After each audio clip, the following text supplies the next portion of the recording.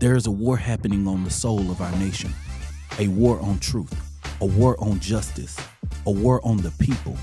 My name is Minister Dominique Alexander.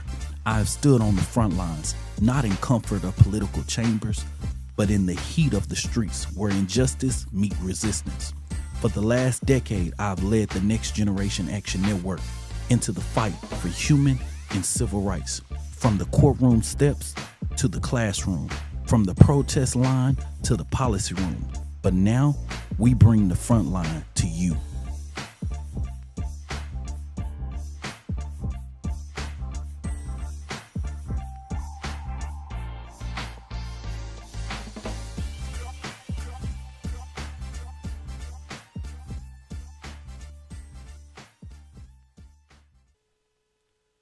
Hello, y'all. This is Minister Dominique Alexander with another episode of Frontline. Y'all, I've been taking a few days in a break because, you know, Jeremy always act light-skinned every once in a while or whatever. And then, of course, I can't get this show out and get it done.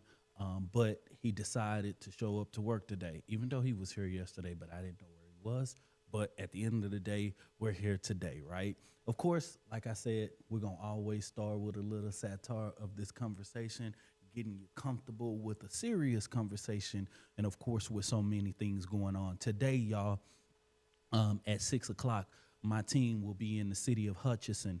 And the city of Hutchinson is a city south of Dallas. It's in Dallas County for most of my people that are not familiar. A couple of weeks ago, the federal government announced that it will plan to rent a major warehouse inside of the city of Hutchinson. Hutchins, my bad, Hutchins. That's the city. I'm sorry, but this city, of course, the city council, its mayor, have strongly rejected the idea of this being here. And of course, it's very troubling. And so many leaders, clergy, organizations, state legislatures, different people will be joining at a special call meeting today at 6 p.m. And so today I just wanted to kind of just really dive into this conversation. And I be seeing a lot of the conversation about ICE and how Republicans and the Trump administration has created this political, what I would call a political industrial complex, right? And so what you would say, Dominique, what is a political industrial complex, right? Many people have saw the prison industrial complex. You have saw, and what I'm going to say, the political industrial complex.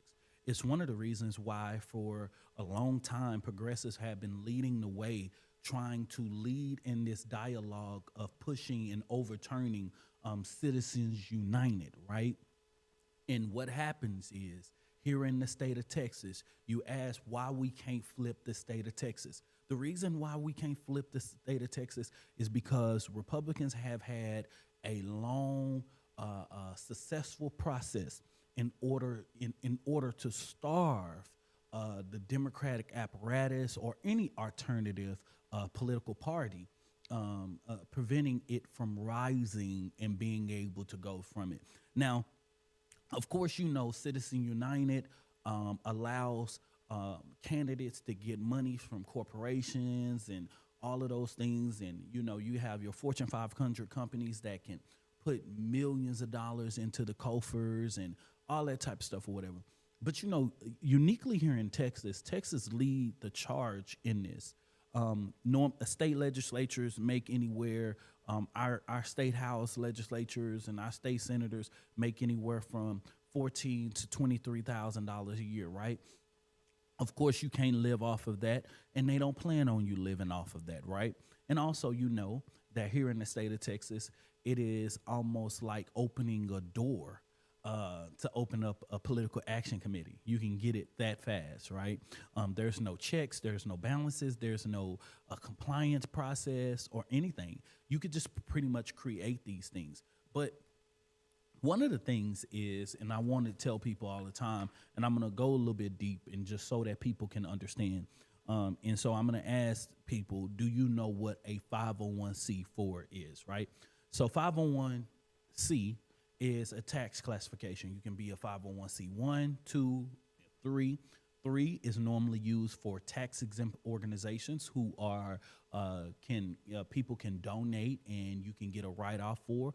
And you have 4, you have 5, 6, and 7, and 9. I believe 501c9 is used for Chamber of Commerce and all of those things that do different things. But C4s are used in their classification is social work for the promotion of whatever, all that type of stuff or whatever.